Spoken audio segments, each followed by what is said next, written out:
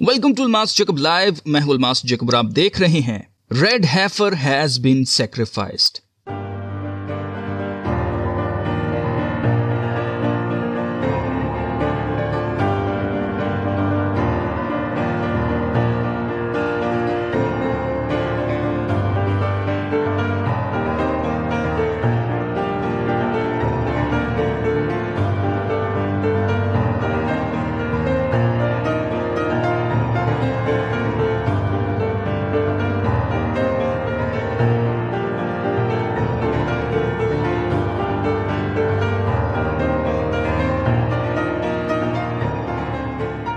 क्या हो अगर हमें यह पता चले कि जुलाई के महीने में जो लाल बछिया प्रैक्टिस के तौर पर कुर्बान की गई थी वो प्रैक्टिस नहीं थी बल्कि क्वालिफाइड लाल बछिया की कुर्बानी थी, और अब यहूदियों के पास लाल बछिया की राख आ गई है।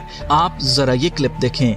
Now, I don't have this confirmed, but I have it from a source who has some credibility. According to this source, that so-called practice that they did back in July, it was with a qualified heifer, and it was a qualified priest that did it, and they did do the sacrifice, and they did collect the ash. And they now have, they claim, the ash of the red heifer. It's been distributed in many locations within Israel, and supposedly they now have the ash ready to satisfy the requirements for the purification of the priesthood that will be for a future altar. This was a very important prerequisite moving us forward to the idea that Israel could be on the Temple Mount, rebuild an altar, have priests operating to do the daily sacrifice. That daily sacrifice operating on the altar up on the Temple Mount is the prerequisite to the sign prophecy of the start of the Great Tribulation. The start of the Great Tribulation, the prophecy is the daily sacrifice, the morning and the evening lambs are stopped.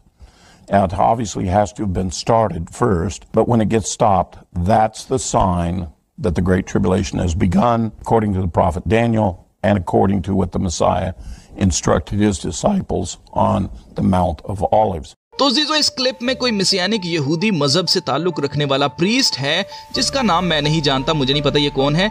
ये कह रहे हैं कि इनके पास कोई credible source से information आई है कि जो लाल बछिया जुलाई के महीने में टेंपल इंस्टीट्यूट ने प्रैक्टिस के तौर पर कुर्बान की थी वो हकीकत में क्वालिफाइड लाल बछिया थी जिसे सैक्रिफाइस कर दिया गया है, और इसराइल के पास इस वक्त उस लाल बछिया की राख मौजूद है। तो अब इसका मतलब क्या है और इससे हमारी जिंदगी पर क्या फर्क पड़ता है? तो जीजो, यहूदियों की रिवायत के मुताबिक हजरत मूसा के दौर से आज तक 9 लाल बछिया कुर्बान हुई थी।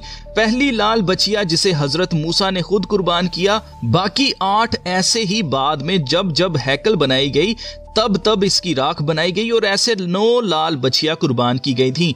अब यहूदियों के रबायों ने पेशगोई कर रखी है कि 10वीं लाल बछिया आखिरी लाल बछिया होगी जो कुर्बान की जाएगी, और ये लाल बछिया आखिरी लाल बछिया इसलिए होगी क्योंकि उसे खुद इनका मसाया आकर कुर्बान करेगा।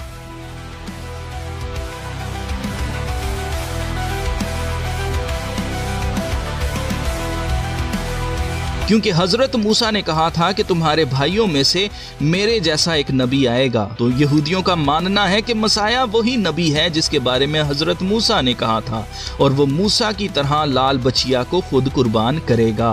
तो अगर ये लाल बछिया जिसे जुलाई में प्रैक्टिस के तौर पर कुर्बान किया गया था वो प्रैक्टिस नहीं थी बल्कि असली लाल बछिया की कुर्बानी की जा चुकी है, तो इसका मतलब ये हुआ कि यहूदियों का मसाया आ चुका है जो इस वक्त इसराइल में मौजूद है। अगर आपने गौर किया हो तो टेंपल इंस्टीट्यूट ने अपने फेसबुक पेज पर ऑफिशियली अनाउंस किया था कि जो 5 लाल बछिया टेक्सास अमेरिका से इंपोर्ट करवाई गई थी वो पांचों की पांचों लाल बछिया डिस्क्वालीफाई हो गई हैं, और उनमें से 1 लाल बछिया को टेंपल इंस्टीट्यूट ने प्रैक्टिस के लिए कुर्बान किया था। मतलब चाहे प्रैक्टिस के लिए सैक्रिफाइस किया गया हो चाहे असल में कुर्बान किया गया हो, लाल बछिया की कुर्बानी तो हुई है जिसका एतराफ खुद टेंपल इंस्टीट्यूट ने किया है। अब अगर यहूदी रब्बायों की पेशगोई सही साबित हुई तो 10वीं लाल बचिया खुद मसाया कुर्बान करेगा। अब इन ही यहूदी रब्बायों का यह भी मानना है कि नेतन्याहू इसराइल का आखिरी प्राइम मिनिस्टर होगा और नेतन्याहू खुद अपने हाथों से मसाया के हाथ में हुकूमत सौंपेगा।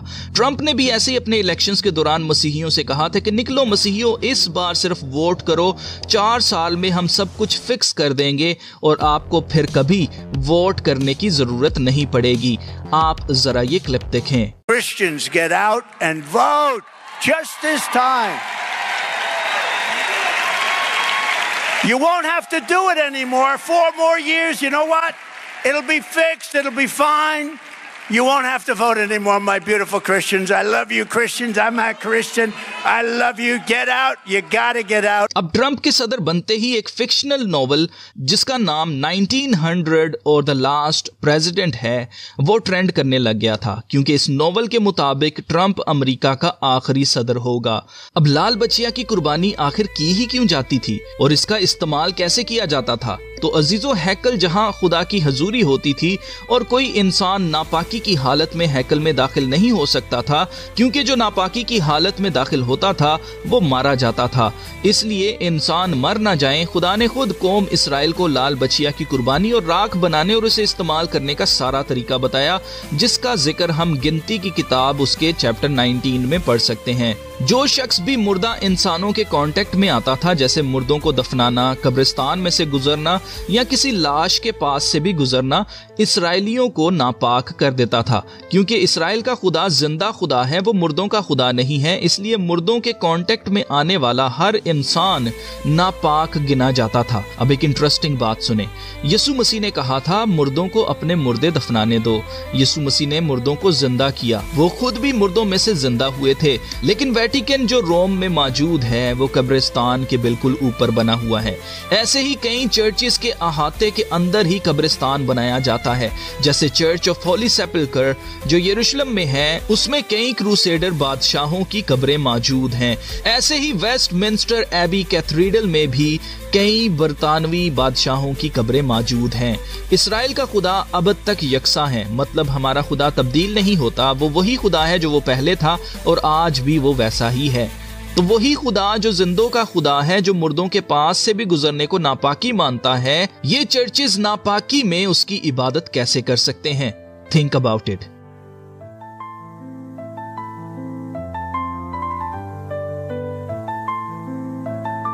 अब जो इसराइली नापाक हो जाते थे, फिर वो अपने आप को पाक करवाने के लिए हैकल में जाने के लिए काहिन के पास जाते थे और काहिन उनके ऊपर ये लाल बचिया की राख और पानी, स्प्रिंग वाटर को मिक्स करके उसको इनके ऊपर पहले छिड़कता था। तीसरे दिन इनके ऊपर छिड़कता था, यानी कि जिस दिन वो नापाक हुए उससे तीसरे दिन उनके ऊपर छिड़कता था और फिर 7वें दिन काहिन के पास वो शख्स जाकर लाल बचिया की राख वाले पानी में नहाता था और शाम तक वहां ही रहता था और शाम को फिर वो पाक माना जाता था।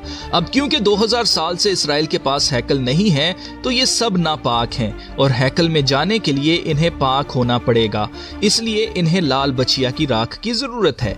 अब यहूदी रब्बायों का ये मानना कि 9 लाल बचिया कुर्बान हो चुकी हैं, जबकि खुदा के कलाम में हम देखें तो हमें इसके बारे में कोई डिटेल पढ़ने को नहीं मिलती है कि लाल बचिया कुर्बान हुई हैं या कितनी कुर्बान हुई हैं, और ना ही 10वीं लाल बचिया मसाया खुद कुर्बान करेगा, ऐसी कोई पेशगोई हमें खुदा के कलाम में पढ़ने को नहीं मिलती है। आपको याद रखना है, ये वही यहूदी रब्बाइज हैं जिन्होंने यीशु मसीह का इनकार किया था। इसलिए मेरे नजदीक ये सिर्फ अफवाह है। एक मसीही के लिए यहूदी रब्बायों की पेशगोई कोई अहमियत नहीं रखती। हमें सिर्फ खुदा के कलाम पर फोकस रखना है और खुदा का कलाम हमें बताता है कि तीसरी हैकल बनाई जाएगी और तीसरी हैकल ही इस दुनिया के खात्मे का अल्टीमेट निशान है।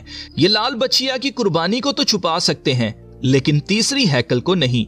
इसलिए किसी अफवाह पर ध्यान मत दें। इसराइल की तरफ देखो, क्या तीसरी हैकल बन गई है? अगर बन गई है तो मुखालिफ मसीह भी आ जाएगा, क्योंकि उसने हैकल में बैठकर खुद को खुदा डिक्लेयर करना है। इसलिए हैकल का होना जरूरी है। हैकल के बाद हमें मुखालिफ मसीह के नाम का अदद गिनना है, और अगर वो 666 बनता है तो वो ही मुखालिफ मसीह है और हमें उसकी छाप नहीं लेनी, चाहे हमें अपनी जान ही क्यों ना देनी पड़े। यीशु मसीह ने कहा कि जान देने तक वफादार रह तो मैं जिंदगी का ताज तुझे दूंगा। अजीजों, वक्त नजदीक है और यीशु मसीह जल्द वापस आने वाले हैं, इसलिए हमें जागते रहना है और दुआ करते रहना है कि खुदा हमें आजमाइश में पड़ने ना दे, क्योंकि चाहे ये लाल बछिया की कुर्बानी थी या प्रैक्टिस थी, आज दुनिया भर की आंखें इसराइल पर लगी हैं। जो भी कुछ अरसा पहले ऐसा बिल्कुल नहीं था। हर मजहब के लोग इस वक्त इसराइल पर नजरें लगाए बैठे हैं कि आगे क्या होने वाला है। इट्स अ साइन अजीजों, we are in the end times और यीशु मसीह जल्द वापस आ रहे हैं। इसलिए जो कोई यीशु मसीह के बारे में नहीं जानता, उसके पास मौका है कि वो यीशु मसीह को जान ले, इससे पहले कि नजात का दरवाजा बंद हो जाए।